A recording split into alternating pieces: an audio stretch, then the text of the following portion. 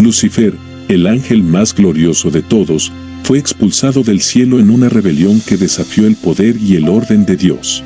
La historia de su caída no solo es una de las más impactantes de la Biblia, sino que sigue levantando preguntas y misterio, que llevó a Lucifer, el portador de luz, a convertirse en el enemigo de todo lo que había jurado proteger. Hoy exploraremos el momento en que la envidia y el deseo de poder transformaron a un ángel en el símbolo del mal. ¿Quieres conocer los secretos detrás de esta impactante caída? No olvides suscribirte, dejar un like y activar la campanita para no perderte más contenido revelador.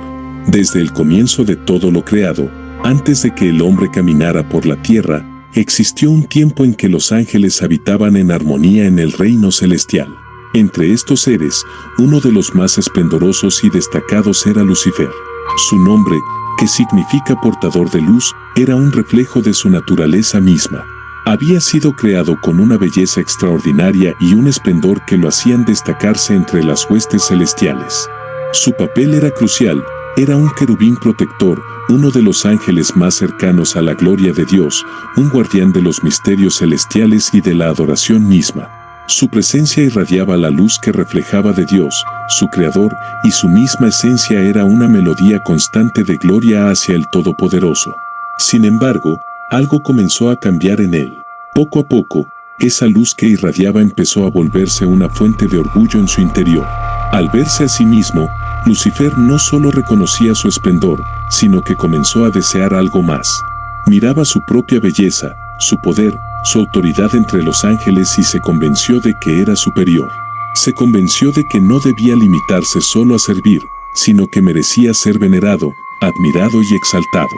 Fue así como el orgullo se filtró en su ser, y ese orgullo pronto dio paso a una ambición peligrosa, la ambición de ser igual a Dios. Para Lucifer, su lugar junto al trono de Dios ya no era suficiente. Su corazón comenzó a endurecerse, y su mente se llenó de pensamientos de grandeza y de dominio. Él pensaba que, siendo tan perfecto y tan poderoso, merecía estar en una posición igual o, incluso, superior a la de su creador. ¿Por qué solo Dios debía ser adorado? ¿Por qué Él, quien era espléndido y hermoso, debía conformarse con rendir homenaje en lugar de recibirlo? Estas preguntas comenzaron a arraigarse en él, hasta que se convenció de que su deseo era justo, de que su ambición era válida y de que su destino no debía estar subordinado a nadie. Lucifer comenzó a cuestionarse en silencio, y esas preguntas lo llevaron a una conclusión inevitable: debía liberarse de la obediencia y someter a otros a su propia autoridad. Dentro de él, la rebelión empezaba a tomar forma, creciendo como una sombra en su corazón, oscureciendo la luz que antes lo definía. Decidido a llevar a cabo sus deseos, Lucifer comenzó a planear. Sabía que no sería fácil, pero confiaba en su capacidad y en su encanto. Estaba dispuesto a reclutar a otros ángeles, convenciendo a aquellos que estuvieran dispuestos a escuchar sus promesas de libertad y poder. Lo que comenzó como una chispa de orgullo se convirtió en un fuego de rebelión. Lucifer, en su mente, ya no era un simple servidor, ahora se veía a sí mismo como el líder de una nueva orden, un nuevo reino en el cual él sería exaltado. A partir de ese momento, dejó de contemplar a Dios como su Señor y empezó a verlo como su rival.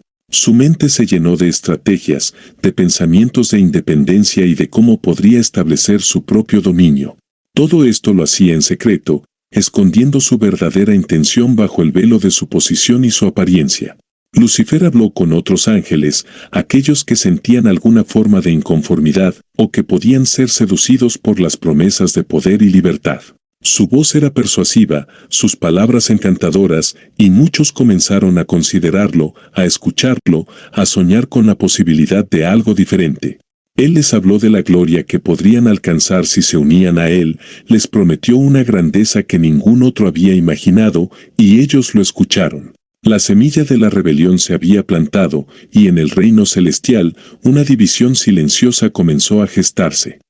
En este punto, el orgullo de Lucifer ya no era una simple idea o un sentimiento, se había transformado en una convicción, una obsesión. Él ya no se veía como un sirviente de Dios, sino como alguien digno de ser adorado. Ese pensamiento lo dominaba completamente. A sus ojos, el trono de Dios no debía estar más allá de su alcance, sino que él mismo merecía ocuparlo. Creía que su propio esplendor era prueba suficiente de que podía y debía ser exaltado. Esta convicción era tan fuerte que estaba dispuesto a desafiar al Todopoderoso, sin importar las consecuencias. La rebelión de Lucifer no fue una simple desobediencia, fue un acto profundo y definitivo de rechazo a la autoridad divina, un intento de establecer su propio orden. En su mente, el reino de Dios debía ser suyo, y él, con su poder y su gloria, estaba convencido de que era el único capaz de llevar adelante esa visión. Creía que, bajo su liderazgo, el cielo sería aún más glorioso. A sus seguidores les prometía un lugar de honor, de poder, una existencia libre de sumisión. Lo que Lucifer no comprendió, en su ambición y en su deseo de gloria, fue que estaba retando la esencia misma de la creación, que su lucha no era solo contra la autoridad, sino contra el orden que Dios había establecido en el universo. Su acto de rebelión fue más que un simple deseo de poder, fue una traición a la confianza que Dios había puesto en él, una corrupción de la belleza con la que había sido creado. Su caída no fue inmediata, pero en ese momento su destino ya estaba marcado. Su orgullo lo había cegado y le impedía ver que, al buscar elevarse, estaba en realidad descendiendo a una profundidad de oscuridad y soledad. La rebelión de Lucifer fue el inicio de un conflicto que marcaría para siempre la historia de lo espiritual y lo humano. Porque en el momento en que Lucifer decidió actuar, se convirtió en el adversario, en el primer ser en elegir el camino de la desobediencia, en desafiar al Creador. La decisión de Lucifer de rebelarse había desatado una cadena de eventos inevitable. La paz y la armonía que una vez habían caracterizado el reino celestial comenzaron a romperse de manera silenciosa hasta que la rebelión se hizo imposible de ocultar. Dios, en su omnisciencia, había permitido que Lucifer y los ángeles que lo siguieron tomaran sus decisiones, respetando la libertad que había sido parte de su creación.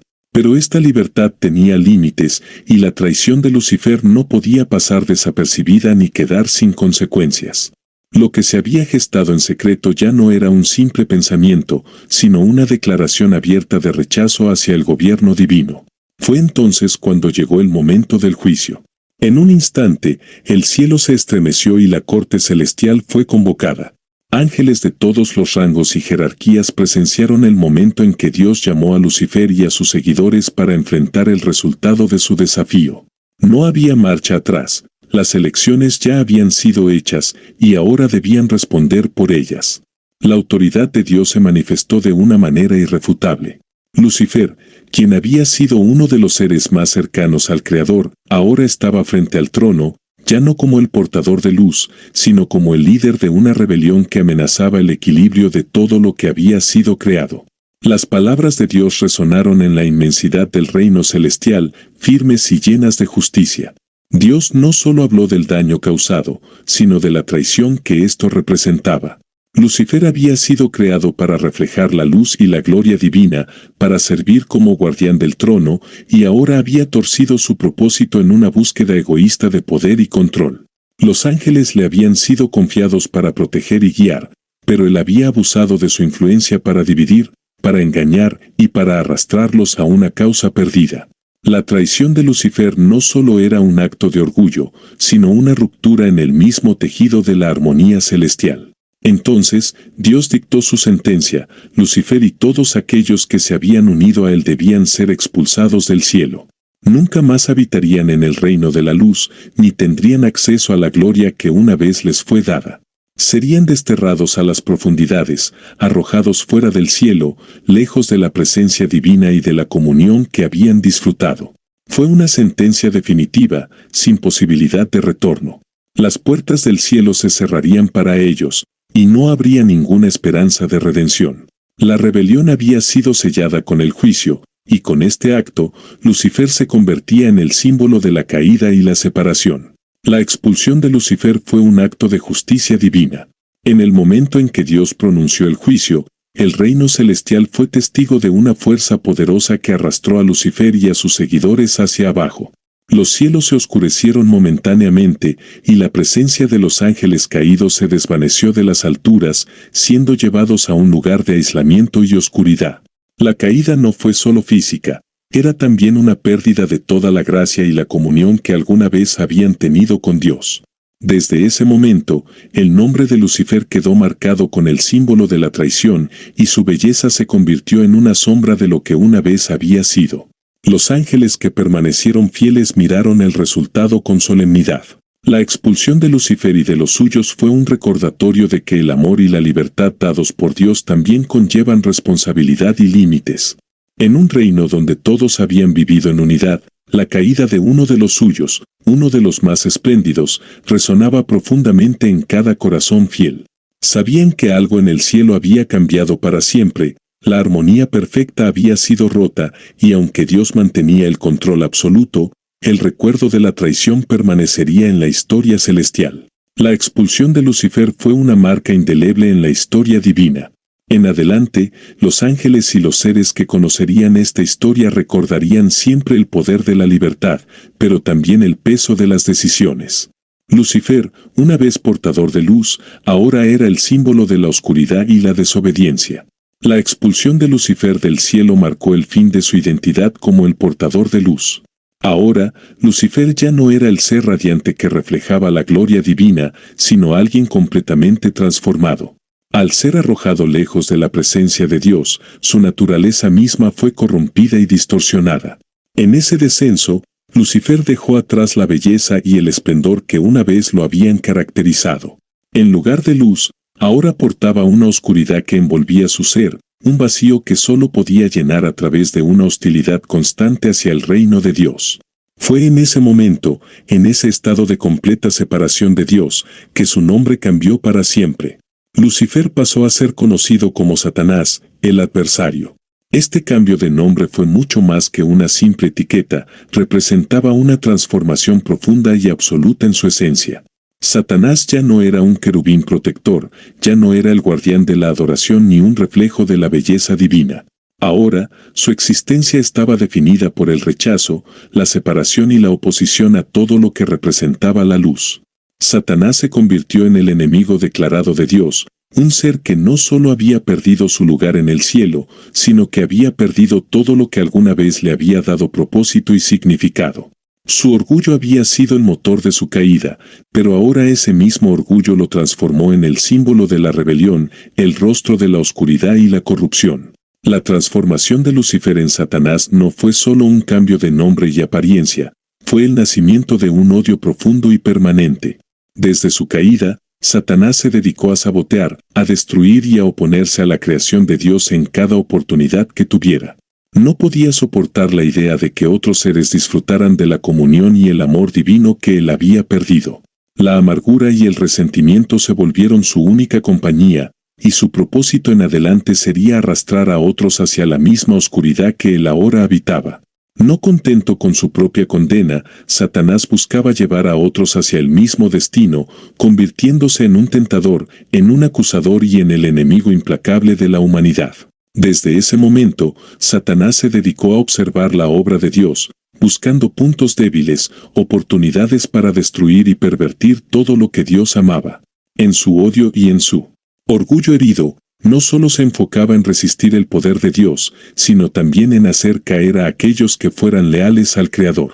Su estrategia se volvió astuta, llena de engaño y manipulación.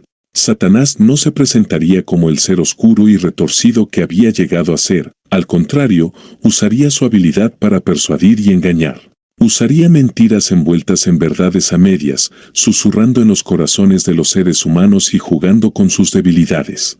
La nueva identidad de Satanás como enemigo de Dios significaba también que su existencia misma estaba en constante conflicto con la luz. Su separación total de Dios implicaba que no podía volver a experimentar paz, ni amor, ni nada que fuera remotamente cercano a la armonía. El vacío en su ser se hacía cada vez más profundo, y solo encontraba consuelo temporal al ver cómo sus mentiras y sus tentaciones llevaban a otros a sufrir la misma separación. Su amargura y su resentimiento eran tales que no se detenía ante nada para intentar destruir aquello que él ya no podía tener. Satanás, en su nueva naturaleza, había abrazado el odio y el engaño como sus armas y estaba decidido a usarlas sin descanso. Este cambio de identidad también significaba que Satanás estaba condenado a una existencia de soledad absoluta. Al haber sido desterrado y repudiado por Dios, nunca volvería a conocer la compañía de los ángeles fieles ni la gloria del cielo.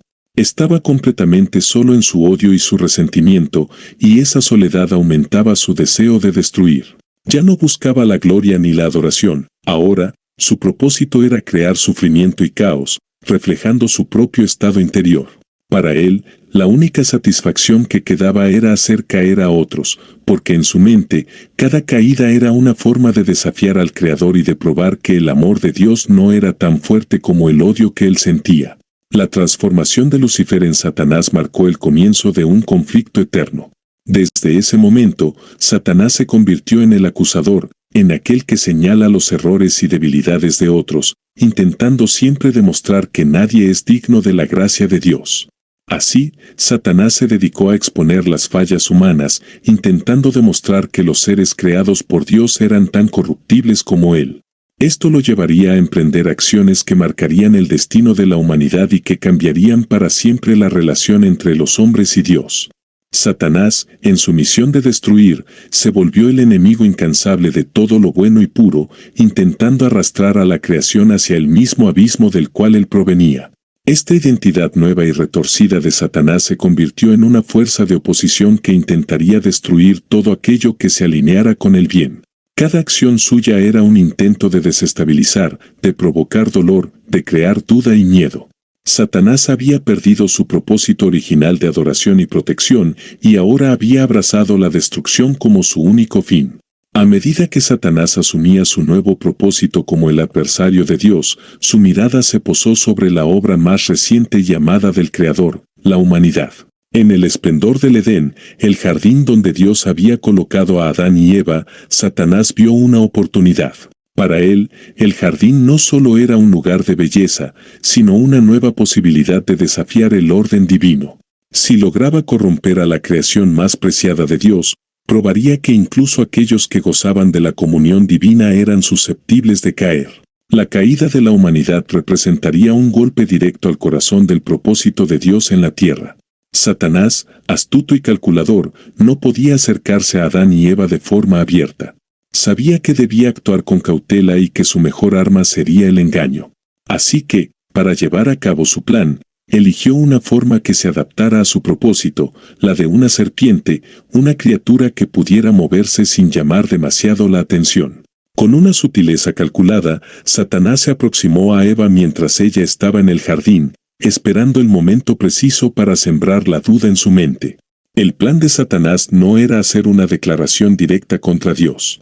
Al contrario, su táctica se basaba en una insinuación sutil. Sabía que si podía cuestionar la orden de Dios en la mente de Eva, ella podría empezar a considerar la posibilidad de desobedecer. Con un tono casi inocente, Satanás le preguntó a Eva si realmente Dios les había prohibido comer de todos los árboles del jardín. Su pregunta era una trampa disfrazada de simple curiosidad, diseñada para provocar una reacción. Eva, desconcertada, le respondió explicando que solo había un árbol del cual no podían comer, el árbol del conocimiento del bien y del mal, y que Dios les había advertido que, al comer de él, morirían. Aquí, Satanás encontró la oportunidad de manipular la situación. Sabía que la promesa de Dios era clara y contundente, pero su objetivo era hacer que Eva dudara de la veracidad y la bondad de esa advertencia. Con una voz suave pero llena de veneno, Satanás aseguró que no morirían al comer del fruto. Le dijo que, en cambio, sus ojos se abrirían y serían como Dios, conocedores del bien y del mal. Este engaño no fue una mentira completa, sino una verdad parcial distorsionada, presentada de manera que hiciera parecer que Dios estaba reteniendo algo bueno de ellos. Satanás insinuó que Dios, al prohibirles comer de ese árbol, en realidad temía que alcanzaran un conocimiento y una grandeza que los pondría a su nivel. Esa insinuación tuvo un impacto inmediato en Eva. Hasta entonces, ella había confiado en la bondad y la sabiduría de Dios sin cuestionamientos. Pero ahora, en su mente, comenzó a germinar la idea de que tal vez había algo que no conocía, algo que le había sido negado. El deseo de saber más, de entender lo que significaba ser como Dios, comenzó a crecer en ella. Satanás, con solo una frase, había logrado introducir el primer vestigio de duda en la creación humana. No le ordenó desobedecer, no le impuso ninguna idea, simplemente plantó una semilla de incertidumbre y dejó que esa semilla creciera en el corazón de Eva. Eva observó el árbol del conocimiento del bien y del mal. Lo miró de una manera diferente, con una nueva perspectiva influenciada por la sugerencia de Satanás. En lugar de ver el árbol como una simple prohibición, ahora lo veía como una puerta hacia algo desconocido, hacia un conocimiento que le era inaccesible. La atracción del fruto comenzó a crecer en su mente, y el deseo de ser más, de alcanzar una sabiduría que ella percibía como divina, se hizo irresistible. Satanás, al ver su éxito, dejó que Eva tomara la decisión por sí misma. Su trabajo estaba hecho, había sembrado la duda, y ahora era el turno de la humanidad de escoger su camino. Finalmente, Eva tomó del fruto y lo comió. En ese momento, la relación entre la humanidad y Dios cambió para siempre. Adán, viendo que Eva había probado el fruto, decidió seguirla en ese acto de desobediencia. La acción de ambos no fue solo una simple transgresión, fue un rechazo directo a la instrucción de Dios y una declaración de independencia, de querer decidir por sí mismos lo que era bueno y malo. En ese instante, el pecado entró en el mundo, y con él, la separación espiritual entre el hombre y su Creador. Satanás, observando desde las sombras, había conseguido su propósito. Había logrado lo que se había propuesto, llevar a la humanidad a una caída similar a la suya, alejándolos de Dios y corrompiendo su inocencia original. Desde ese momento, la humanidad viviría con el conocimiento del bien y del mal, pero también con la carga de una naturaleza inclinada a la desobediencia. El acto de Satanás no solo había causado un daño en el momento, había dejado una marca en la historia de la humanidad, una herida que necesitaría redención. Con la caída de Adán y Eva, Satanás sentía que su rebelión había alcanzado un nuevo nivel. La obra de Dios en la creación había sido dañada, y la humanidad, creada a imagen de Dios, ahora estaba en un estado de separación. La relación entre Dios y el hombre ya no sería la misma, y la armonía original del Edén se había perdido. Para Satanás, esta era una victoria. Había logrado corromper la creación de Dios y desviar a los humanos de su propósito inicial. Había demostrado, al menos ante sus propios ojos, que los seres creados eran tan susceptibles de caer como él mismo lo había sido.